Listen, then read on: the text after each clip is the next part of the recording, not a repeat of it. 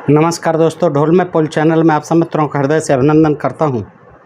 दोस्तों, रामचंद्र जी के जो दो पुत्र हुए लव और कुश, उनके बारे में जानने की बहुत जिज्ञासा रहती है। और आप लोगों ने भी तमाम कमेंट करके पूछा है कि लव कुश जो है सीता के कैसे हुए थे, किसके पुत्र थे, वो कैसे हुए थे।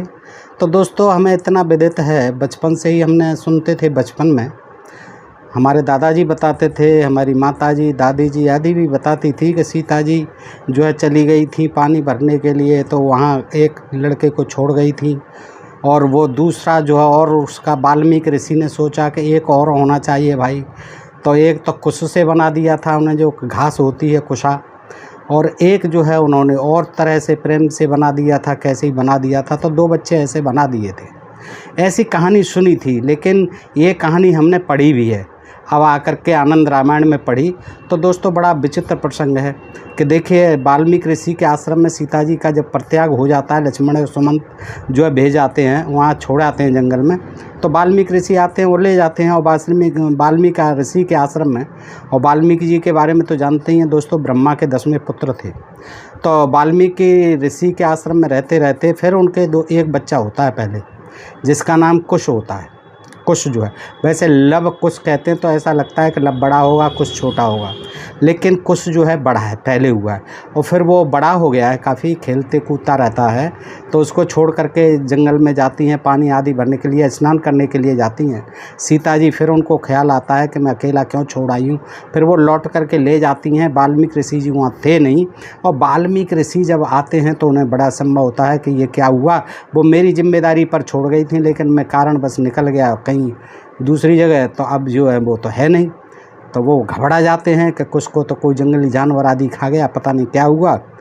और जब सीता जी उठा के ले गई थी उन्हें लौट करके, कि वो जो है ना, पहले तो बोल गई थी, लेकिन रास्ते में उन्हें कुछ दिखा तो वो जो है लेके चली गई फिर साथ में।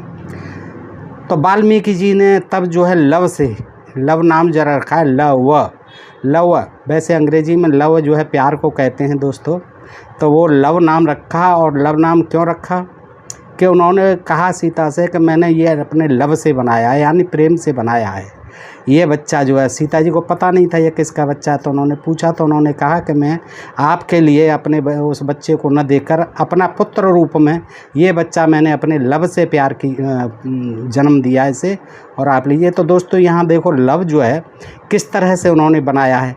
जब वाल्मीकि जी ऐसे ही लव से बनाने वाले थे, तो दशरथ जी कब से जो है बैठे हुए थे निसंतान, चौथी अवस्था आ गई थी, उन्होंने तमाम अश्वमेध यज्ञ वगैरह किए, और ऐसे ही चमत्कारी थे कि उन्होंने जो है उसकी कुछ की अनुपस्थिति में बना दिया दूसरा बच्चा प्यार से तुरंत जो है।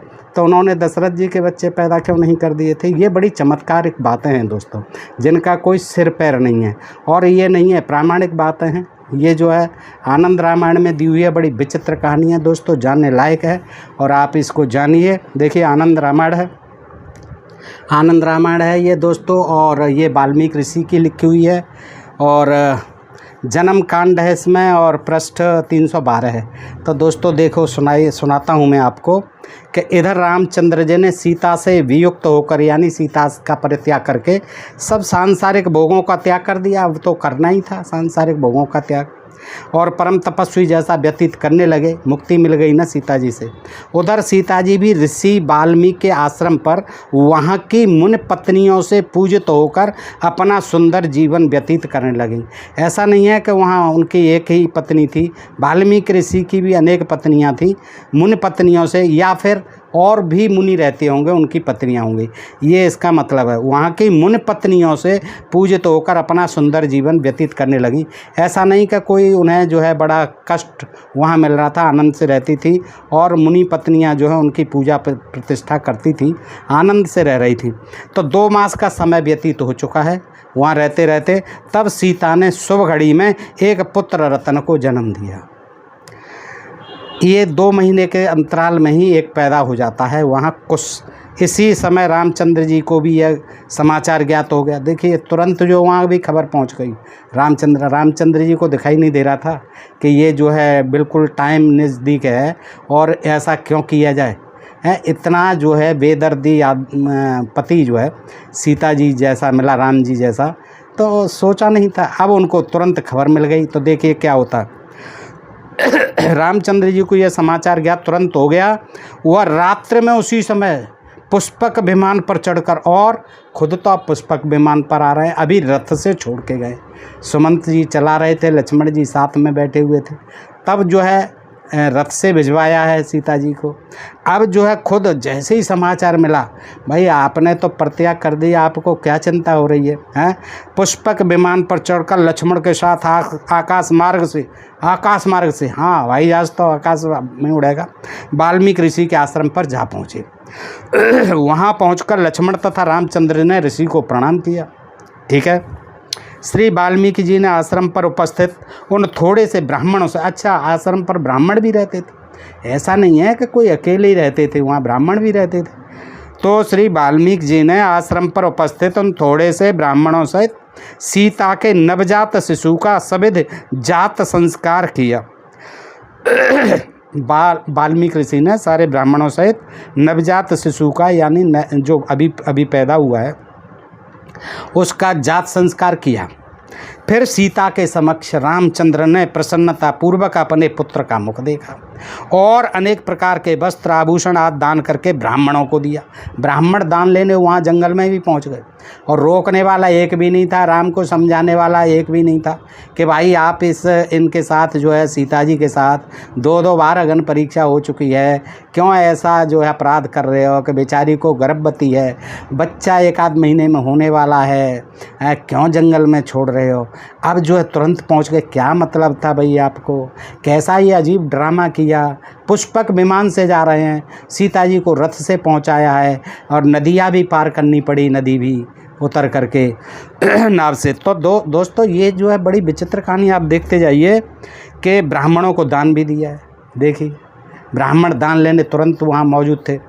पुत्र जन्म की प्रसन्नता में राम ने नांदी मुख श्राद्ध भी कर दिया। देखिए होते ही प्रसन्नता में राम ने नांदी मुख श्राद्ध किया। दोस्तों ध्यान रखिए, अभी एक ही पुत्र पैदा हुआ है, नाम भी नहीं खुला है अभी। देखिए आगे, देवताओं ने प्रसन्न होकर दुंदुभी बजाई। वो तो बजाते ही रहते थे, तैयार रहते थे, दुंदुभी बजाने लगे ऊपर से। पुष्प वृष्टि की, वो फूल भी तैयार रहते थे, फूल भी बरसाने लगे। लेकिन सीता का साथ देने वाला कोई उस समय कोई नहीं था। जब उनका परित्याग हुआ, जब तब शांत हो गए थे, चुपचाप बैठ गए थे। सीता और सीता के पुत्र का मुख देखकर देवांगनाओं ने नृत्य किया। जो देवांगनाएं जो है बार डांसर जो है सब जगह पहुंच जाती थी, वहाँ भी पहुंच गई वाल्मीकि ऋषि के आश्रम में, और अपना जो है नृत्य करने लगी। जनक जी द्वारा नियुक्त बाजा वालों ने बाजे बजाए, और जनक जी भी वहाँ आ गए थे, और उन सुमेधा उनकी पत्नी भी आ गई थी, और उन्होंने बाजों का भी इंतजाम कर दिया राजा जनक जी ने। वैश्याओं ने नाच गान किया, वाह, वैश्याएँ भी बुला ली गईं, वैश्याओं ने नाच गान किया।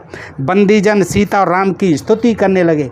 भैया सीता राम की क्यों कर रहे हो, सीता जी उसकी बच्चे की करो और सीता की करो, राम लक्ष्मण जी की तो भाई अब देखने आए हैं। ऋषि पत्नियों ने सुंदर थाल में घी का दीपक जलाकर रामचंद्र सीता और नवजात शिशु की आरती उतारी तथा अनेक प्रकार से मांगलिक गान किए। अनेक प्रकार के वस्त्र आभूषणों से राम ने उन सब का सत्कार किया। लेकर के पुष्पक विमान में भर कर के ले गए थे वस्त्र आभूषण वहाँ ब्राह्मणों के लिए और उनके पत्नियों के ऋषियों के लिए। महाराज जनक ने भी राम और सीता का विधिवत पूजन किया। फिर वाल्मीकि जी ने विधिपूर्वक कुशा से अभिषेक करते हुए शांति पाठ किया। कुशा से, कुशा तो आप जानते हैं दोस्तों, जो श्राद्ध आदि में उस समय घास होती है, पैनी जो है नोकदार छोटी सी झाड़ी टाइप की होती है कुशा, जिसको आप लोगों ने देखा होगा। तो उससे अभिषेक किया, उससे किया जाता था जो धर्म कर्म कार्य। तब शांति के निमित्त जो वाल्मीकि ने कुशा से शांति की थी, इसलिए उन्होंने राम के समक्ष ही उस शिशु का नाम कुश रखा। देखिए अब आपको पता चल गया कि वाल्मीकि ने शांति की थी कुशा से, यानी उसी से अभिषेक किया था, अंतर मंत्र पढ़े होंगे। तो उसने नामकरण भी कर दिया वाल्मीकि जी ने, क्या रख दिया कि मैंने चूँकि अभिमंत्रित किया है इससे कुशा घास से, तो इसका बच्चे का नाम क्या है, कुश। अच्छा अब देखिए क्या होता है आगे का, लब का भी सुने अब दोस्तों, कि गंगा के दक्षिण तट पर मुदगल नामक एक ऋषि का आश्रम था। जिसमें भी ऋषि निवास करते थे। इसी प्रकार उत्तरवाहिनी गंगा के तट पर वाल्मीकि ऋषि का आश्रम था। कहाँ था? उत्तरवाहिनी गंगा के तट पर वाल्मीकि ऋषि का आश्रम था, जहाँ उन्होंने रात्रि और संध्या के समय राम के पुत्र कुश का राम रक्षा मंत्र से अभिषेक किया था। राम रक्षा मंत्र से अभिषेक किया था। जब बालक कुश की उत्पत्ति का 11वां दिन हुआ, तब वाल्मीकि ने बालक का नामकरण संस्कार कर, अब संस्कार किया गया, नाम तो रख दिया गया था, नामकरण संस्कार कर रामचंद्र की आज्ञा अनुसार उसका सर्व संस्कार पूर्ण किया। बालक कुश पर बड़ा लाड़ प्यार निछावर होने लगा। जनक और सुमेधा अनेक प्रकार के सुंदर वस्त्रों और विविध प्रकार के व्याघ्र नख आदि अलंकारों से कुश को अलंकृत करने लगे। शिशु अपने कौतुकों से सीता को प्रसन्न, देखिए बड़ा हो गया, अपने कौतुकों से यानी खेलकूद से सीता को प्रसन्न करने लगा। एक ही बच्चा हुआ दोस्तों। और देखो ये सब राम जी आ गए, वो आ गए, तो उनको ले जाना था कि चलो भाई अब तो बच्चा हो गया। कहा है सब बकवास करते थे साले, हैं उन्होंने वैसे ही जो है बदनामी कर दी, हैं ले जाते उसको बिठाल के सीता को, तो क्या है अब देखिए छोड़ गए। अब आगे क्या होता है देखिए। एक दिन जब श्री वाल्मीकि जी के पास कुश पालने पर सोया था और आश्रम वासिनी स्त्रियां अन्य कार्यों में व्यग्र थीं तथा अन्य जन भी वन में फल फूल लेने चले गए थे। रविवार का दिन और आश्विन का महीना था, सन सम्मत नहीं है, बस ये तो होता है रविवार का दिन और आश्विन का महीना। इससे आप समझ लें विक्रमी सम्मत के बाद की घटना है ये सब। ये जो है पुष्यमित्र शुंग का जो समय है, तभी ये सारी चीज़ें लिखी गई हैं दोस्तों। इससे सिद्ध हो जाता है। आप देखिए एक महीना तो यही है आश्विन महीना, ये हिंदी कैलेंडर के, लेकिन कहीं कहीं भी आपको शक सम्मत वर्ष नहीं मिलेगा। रविवार का दिन और आश्विन का महीना था। इस कारण आज सीता ने गंगा स्नान करने का विचार किया कि चलो भाई रविवार का दिन है, आश्विन का महीना है। सीता ने सोचा कि चलो आज गंगा स्नान करके आते हैं।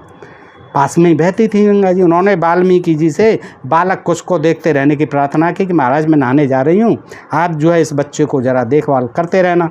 फिर एक दासी को साथ, अच्छा दासी भी रहती थी ऐसा नहीं है, वहाँ महाराज के आश्रम में दासियाँ भी थीं, तो फिर एक दासी को साथ में ले तमसा की ओर चली गई, तमसा नदी की ओर। तब आगे जाकर मार्ग में सीता ने देखा कि एक बानरी यानी एक बंदरिया अपने 5 बच्चों को, एक दो नहीं 5 बच्चों को अपनी कमर, कंधे और मस्तक पर बिठाए चली जा रही है। अब ये 3 तो बैठ गए, अब ये 2 रह गए, वो कहाँ बैठाल के ले जा रही। तो कटे कंधे, चलो मान लिया कि दोनों तरफ कटे हो गई, दोनों तरफ कंधे 2 हो गए, ऐसे दोनों पे कंधों पे बिठा लिया, और एक जो है ऊपर बिठा लिया होगा। 5 बच्चों को लिए जा रही है। यह देखकर सीता ने अपने मन में सोचा कि तिर्यक की योनि यानी जानवर, पशु की योनि स्त्री होकर भी यह बानरी अपने बच्चों को कितने प्रेम से प्रतिपल अपने साथ ही रखती, और एक मानव जाति की भामिनी होकर मैं कितनी निर्दयी हूँ कि मैं अपने बालक को आश्रम पर ही छोड़कर तमसा में स्नान करने जा रही हूँ। मुझे धिक्कार है। अरे भाई वो तो जानवर है, धिक्कार क्यों है? गुरुजी के पास छोड़ के आई हो, वाल्मीकि जी के पास, वहाँ क्या चिंता है आपको? उन पर भरोसा नहीं हो रहा है। और फिर बंदरिया को इतना ख्याल है अपने बच्चों का, तो एक बार रामचंद्र जी की भी कह लेती कि हमारे पतिदेव कितने निर्मोही हैं कि देखिए ये बंदरिया अपने बच्चों को 5-5 को ले गए, वो एक को ही छोड़ करके चले गए। अरे अब तो उसमें पुष्पक विमान लाए थे, बिठाल के ले जाते। लेकिन खैर, तो अब क्या है कि मैं कितनी निर्दयी हूँ, सीता जी सोचती हैं रास्ते में कि मैं अपने बालक को आश्रम पर ही छोड़कर तमसा में स्नान करने जा रही हूँ, मुझे धिक्कार है। तब इस प्रकार अपने को धिक्कारती हुई सीता वहाँ से लौट पड़ी। चलो भाई अपने बच्चे को देखती हूँ, बाद में लेके आती हूँ साथ। इसी बीच वाल्मीकि जी लघुशंका करने के लिए बाहर चले गए थे। तो बाहर का कोई 2 किलोमीटर चले होंगे, लघुशंका करके आ गए होंगे। तो लेकिन क्या है कि वो नहीं थे वहाँ पर वाल्मीकि जी। छात्रगण तो पहले ही अपने अपने कार्य से बाहर जा चुके थे। अच्छा छात्र भी रहते थे, देखिए वहाँ वाल्मीकि आश्रम में पढ़ते थे स्टूडेंट लोग, हैं वो भी अपने कार्य से जा चुके थे। इसी समय सीता ने वहाँ पहुंचकर बालक कुश को उठा, यानी कोई सुनसान था, निर्जन था उस समय वो आश्रम, अपनी गोद में रख लिया और तत्क्षण ही दासी के साथ फिर चल दी तमसा का मार्ग कि चलो अब दासी अब नहाते हैं, बच्चे को ले चलते हैं। उधर जब वाल्मीकि जी लौट कर आए लघुशंका करके और उनकी दृष्टि पालने पर पड़ी तो उन्हें बालक कुश न दिखाई पड़ा। अरे अभी तो छोड़ के गया था, ये क्या हुआ, कहाँ गया ये बच्चा। मुनि को आश्चर्य हुआ, उन्होंने एक दीर्घ श्वास ली, सांस चढ़ाई और अरे ये क्या हो गया भाई। उनके मन में बड़ा दुख हुआ। फिर सीता के भय से कि सीता तो मुझे छोड़ेगी नहीं है, मुझे जिम्मेदारी सौंप के गई है। मुनि वाल्मीकि ने अपने तपोबल द्वारा कुश के समान ही, वैसा ही कुश के समान ही उतने ही दिन का एक बालक बना दिया। जब इतनी तुम में तपोबल था तो क्या यह नहीं जान सकते थे कि सीता जी के साथ ले गई सीता जी है। इतने यहाँ बच्चा बना सकते हो आप, तो इतना भी भेजा नहीं है कि सीता जी ले गई अभी और कहाँ गया बच्चा, इतना भी नहीं जानते थे। घबरा गए और घबरा के ही अपने तपोबल से कुश के समान ही उतने ही दिन का, अब इतने दिन का कैसे बन जाएगा, वो आज पैदा कर रहे हो, वो तो काफ़ी खेलकूद करने लगा है, सीता का मन बहलाने लगा है तो एक बालक बना दिया। ठीक है, उस समय मुनि की व्यग्रता का कोई अंत नहीं था, बहुत बेचैन थे, परेशान थे। यही कारण था जो उन्होंने यह कुछ नहीं सोचा अथवा अपनी ज्ञान दृष्टि से कुछ भी विचार न किया कि सीता ही बालक को अपने साथ तो नहीं ले गई। इतने बेचैन थे, परेशान थे, दिमाग ने काम ही नहीं किया, ये सोचा ही नहीं कि सीता ले गई है, और तपोबल ने काम ही नहीं किया, इतने व्यग्र हो रहे थे। इतने में स्नान करके सीता भी दासी के साथ सनई सनई आश्रम में आ जाती हैं। तब यहाँ आकर सीता ने क्या देखा कि कुश के समान ही वैसे ही अलंकार आदि से विभूषित, सारे आभूषण वगैरह गहने वहने पहन के, वस्त्र आदि पहन के एक बालक झूले में पड़ा सो रहा है। सीता आश्चर्य में पड़ गई कि यह किसका बालक है। देखिए है जादूगरी, वाल्मीकि जी की जादूगरी देखिए। अरे ऐसे ही बनाते तो तमाम जो है बना देते पहले ही दशरथ जी के। यह किसका बालक है। उन्होंने मुनि से पूछा कि भगवान, अच्छा पार्वती जी के तो कहते हैं उन्होंने मैल से बना दिया है, ये तो अपने नहा रही थी तो मैल से ही गणेश को बना दिया, लेकिन यहाँ तो इन्होंने कुछ भी नहीं लिया, पता नहीं कैसे बना दिया, कोई सामग्री नहीं ली। अच्छा उन्होंने मुनि से पूछा, वाल्मीकि से सीता ने, कि भगवान यह किसका शिशु पालने में पड़ा है। इधर मुनि ने देखा कि कुछ तो सीता की कट पर बैठा है, अब उनको भी नहीं पता था कुछ का कहाँ है, तो उन्होंने देखा अरे कुछ तो इनके कमर पर बैठा हुआ है। वे बड़े आश्चर्य में पड़ गए। तब नमस्कार करके, सीता जी नमस्कार, वाल्मीकि जी ने यह वृतांत बतला दिया कि जिस कारण उन्हें दूसरे शिशु का निर्माण करना पड़ा था। निर्माण जी यानी आर्किटेक्चर थे, मकान जैसे निर्माण किया जाता है, भवन निर्माण किया, ऐसे ही पुल निर्माण किया, तो ऐसे ही उन्होंने निर्माण कर डाला। तो वो कहते हैं कि जिस कारण उन्हें दूसरे शिशु का निर्माण करना पड़ा था, वो सारा वृतांत सीता को कह सुनाया। तत्पश्चात मुनि ने पुत्र रूप में अपने पुत्र के रूप में जन्मे, भाई उन्हीं का तो पुत्र हुआ, पुत्र रूप में जन्मे लव को सीता की गोद में दे दिया, संभालो सीता जी से भी, और कहा देवी मेरी प्रसन्नता से यानी मेरी खुशी से यह तुम्हारा दूसरा पुत्र है, मेरी खुशी से यह तुम्हारा दूसरा पुत्र है, और इसका नाम लव होगा। लव यानी प्यार, LOV लव। और हिंदी में लव का कोई मतलब नहीं होता है, लव का कोई वो नहीं है पर्यायवाची शब्द, लव का कोई अर्थ नहीं है। लव प्रसन्नता ही कह सकते हैं, कुछ भी कह सकते हैं, लव होगा इसका नाम, क्योंकि मैंने यह प्रसन्नता से तुम्हारा लिए पुत्र पैदा किया है, क्योंकि लव से ही मैंने इसकी रचना की है, लव से ही। अब लव जो उर्दू का शब्द होता है, लब बकरी का वा होता है, तो वो तो लव कहते हैं उसे, होठों से लव, बात लब पर आ जाए है, लेकिन ये लव जो है वह है लव, LOV लव अंग्रेजी का, इसका मतलब प्यार ही होता है। ठीक है, तो लव से ही मैंने इसकी रचना की है, प्यार से ही, प्रसन्नता से ही की है। वाल्मीकि जी के इस कथन से सीता ने उस बालक को भी स्वीकार किया। अब अंधभक्त जो हैं, जो जाहिल हैं, वो ये कहेंगे अरे ये ऐसे कैसे, ये तो गलत व्याख्या कर रहे हैं, ये तो उन्होंने लव से कोई बता देंगे कोई चीज़, जड़ी बूटी, उससे पैदा किया, ऐसे ही कहते हैं। अब लिखी हुई बात है, स्पष्ट हैं, अब इसका क्या मतलब है देखिए, है अपने प्रसन्नता से उनने पैदा कर दिया, लव से पैदा कर दिया, उसका नाम भी लव रख दिया, और सारी बातें क्लियर दे रहे हैं, 316 पृष्ठ पर है। वाल्मीकि जी ने इस कथन से सीता ने उस बालक को भी स्वीकार किया। ठीक है महाराज, आई एक्सेप्ट, मैं स्वीकार करती हूँ। वाल्मीकि जी ने कहा इन दोनों में कुछ ज्येष्ठ होगा, वो तो होगा ही, कहने की क्या बात है, बड़ा है वो तो काफ़ी बड़ा है। लव कनिष्ठ है, लव छोटा होगा, लेकिन पहले लव कुश आता है। लव कुश नाम ज़्यादातर कुश लव कोई नहीं कहता है। अच्छा, तदनंतर मुनि ने लव का भी जात कर्म संस्कार किया, वो तो करना ही था। उस समय भी विविध प्रकार के वाद्य बजे, लेकिन अब नहीं आएंगे राम लक्ष्मण। स्वर्ग से देवताओं ने भी मंगल वाद्य बजाकर सीता पर पुष्प वृष्टि की। अब देवताओं के पास कौन सा ऐसा वाल्मीकि के पास यंत्र होता था, देवताओं को भी खबर भी मिल जाती थी वहाँ, तो वो तो बहुत कहीं दूर बैठे हुए हैं स्वर्ग में हैं, वो पुष्प वृष्टि करने लग गए। सुमेधा यानी जनक ने अनेक प्रकार के उत्सव की। अब भाई सुमेधा और जनक वहाँ थे तो उनको देखे जाती। सुमेधा जनक तैयार रहते थे, वहाँ उत्सव करने लग गए हैं, होते ही वो कहाँ चले गए थे, तो क्यों परेशान थी सीता जी। सुमेधा और जनक ने अनेक प्रकार के उत्सव किए। अच्छा, या फिर आ गए होंगे, चलो मान लिया, बुला लिया होगा। क्रम से दोनों पुत्र बड़े हुए, अनेक विद्याओं को पढ़ा, लेकिन राम लक्ष्मण जी अब क्यों नहीं आए। देखिए, महर्षि वाल्मीकि ने उनको धनुर्विद्या तथा अस्त्र विद्या भी सिखलाई।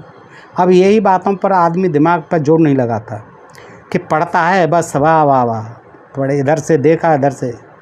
अब ये बताइए कि वहाँ तुरंत आ गए थे पुष्पक विमान लेकर के। अभी ये दूसरा भी पुत्र हुआ है, यहाँ सीता, वो जनक और सुमेधा उनकी पत्नी आ गई हैं, उन्होंने उत्सव किए, लेकिन रामचंद्र जी पर ये खबर क्यों नहीं पहुँचाई, या ये खबर उन्हें क्यों नहीं मिली, और ये अब पुष्पक विमान लेकर के फिर क्यों नहीं आए, इस पुत्र के जन्म में क्यों नहीं आए। क्योंकि वो तो जो हो चुका था। अब ये तो वाल्मीकि ऋषि की कृपा से हुआ, उनके लब से हुआ, तो ये जो है उनको पता नहीं चला। अश्विनी कुमार के भांत वे दोनों बालक मीठे स्वर से वीणा के झंकार के साथ राम के उस चरित्र का गान करते रहे। महर्षि वाल्मीकि ने उनको धनुर्विद्या और अस्त्र विद्या भी सिखलाई। जब वे दोनों पुत्र बड़े हुए, अनेक विद्याओं को पढ़ा। महर्षि वाल्मीकि ने उन्हें धनुर्विद्या, अस्त्र विद्या सिखलाई। अपनी बनाई संपूर्ण रामायण की भी उन्हें शिक्षा दी, जिसमें राम का सुंदर चरित्र वर्णित था। अश्विनी कुमार की भांति वे दोनों बालक मीठे स्वर से वीणा के झंकार के साथ राम के उस चरित्र का गान करते रहते। यत्र तत्र मुनियों की मंडली में जब दोनों सुकुमार रामचरित्र का गायन करते तो सबके मुँह से सहसा निकल पड़ता कि इतनी लंबी आयु में हमने कितने ही गंधर्वों, किन्नरों, मनुष्यों, देवताओं, पाताल लोकवासियों, ब्रह्मलोक और सारे ब्रह्मांड में अनेक गायकों के गीत सुने हैं, किंतु उनमें कहीं भी हमने न तो इस प्रकार की वाद्य कला की निपुणता देखी, न गाने की मधुरता पाई। अब आप सोचो दोस्तों, नामकरण हो गया है, वो सब उत्सव मना गए हैं, आभूषण वगैरह दे गए, रामचंद्र जी फिर उनको बिल्कुल भी मोह नहीं रहा। बच्चे कितने बड़े हो गए हैं, भूल गए हैं। अब वो सारी विद्याएं सीख ली हैं उन्होंने, गायन विद्या भी है, उनकी रामायण को भी याद कर लिया है, उसकी भी कथाएं सुनाते हैं, और रामचंद्र जी बिल्कुल भूल गए। अब उनको कोई परवाह ही नहीं है कि हमारा एक बच्चा हुआ है और अब 2 हो गए, कोई चिंता नहीं है उन्हें और कोई मतलब नहीं है। ऐसा कैसे हो सकता है, कोई रामचंद्र जी जैसा पिता। तो दोस्तों, ये कहानियाँ जो हैं इनमें देखिए, लगता है रामचंद्र जी का अपमान किया है सरासर है। रामचंद्र जी इतने निर्मोही कैसे हो सकते हैं, परित्याग कर दिया, मान लिया, फिर जो है बच्चे को देख गए, सारे काम हो गए, अब उनको कोई चिंता ही नहीं है। देखिए, इस प्रकार ऋषियों की प्रशंसा के पात्र वे दोनों भाई वाल्मीकि आश्रम पर एकांतवास किया करते थे। एकांतवास में रहते थे वो तो। उनके कानों में सुवर्ण के कुंडल, हाथों में कंकड़, नूपुर, करधनी तथा गले में हार पड़े रहते थे, जिससे वे और भी सुंदर जान पड़ते थे। उनकी नित्य की बाल क्रीड़ा को देख सीता, सुमेधा और जनक अत्यंत प्रसन्न हुआ करते। इसका मतलब राजा थे जनक जो है वो आकर के वहाँ रहने लगे हैं, तो वो साथ में हैं। देखिए, कोई परेशानी नहीं है, बच्चे बढ़ रहे हैं, तो रामचंद्र जी को कोई उनकी चिंता नहीं है। इस तरह से दोस्तों आपने देखा कि किस तरह से लव का जन्म हुआ, कुश का जन्म हुआ, और रामचंद्र जी जो है उनको अब लव के बारे में कोई पता नहीं है। और आपने देखा कि किस तरह से चमत्कारपूर्ण ढंग से लव से, यानी अपनी प्रसन्नता से, अपने मन की खुशी से सीता को लव बना करके, निर्माण करके उसका दे दिया।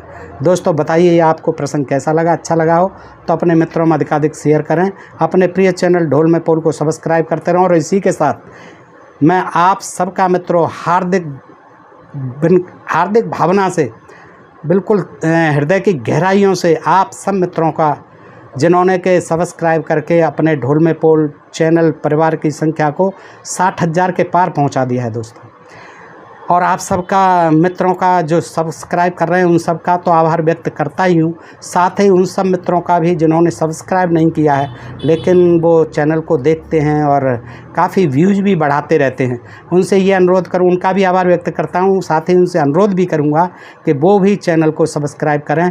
और ये सब आप लोगों की मेरे ऊपर कृपा है, मेरे ऊपर बड़ी मेहरबानी है दोस्तों कि हमारा जो है चैनल और हमारा चैनल परिवार दिनों दिन वृद्धि कर रहा है और उसमें आपका जो सहयोग है उसके लिए मैं अत्यंत आभारी हूँ। हृदय से आप सबके लिए शुभकामनाएं प्रेषित करता हूँ, आपका बारंबार आभार व्यक्त करता हूँ। दोस्तों ऐसी ही कृपा बनाए रखें और आप अपने प्रिय चैनल ढोल में पोल को सब्सक्राइब करते रहें, लाइक और कमेंट भी करते रहें और हम फिर आपके लिए ऐसे ही जो अनजाने अनसुने प्रसंग हैं जिनकी आज बहुत ज़रूरत है समझने की और जानने की, ताकि हमारा देश जो है सुशिक्षित देश बने, सुखद देश बने, विकसित देश बने, वैज्ञानिक देश बने और इन तमाम धर्म ग्रंथों में लिखे हुए अंधविश्वास और पाखंडों, जातवाद, छुआछूत, ऊंच नीच से मुक्त हो सके। दोस्तों यही हमारा उद्देश्य है, न किसी जाति विशेष से मतलब है हमें, न किसी धर्म विशेष से, न किसी व्यक्ति विशेष से किसी की आलोचना करने का अपना कोई मकसद नहीं है। लेकिन जो चीज़ें हमारे देश की प्रगति में बाधक हैं उन सब का तो अब निर्मूलन होना चाहिए। दोस्तों ये हमारा मिशन है, ये आपका सबका सहयोग से आंदोलन है, आप इसको आगे बढ़ाते रहिए। आज के लिए इतना ही। सुनने के लिए आप सब मित्रों का हृदय से आभार। नमस्कार, जय हिंद, जय भारत दोस्तों।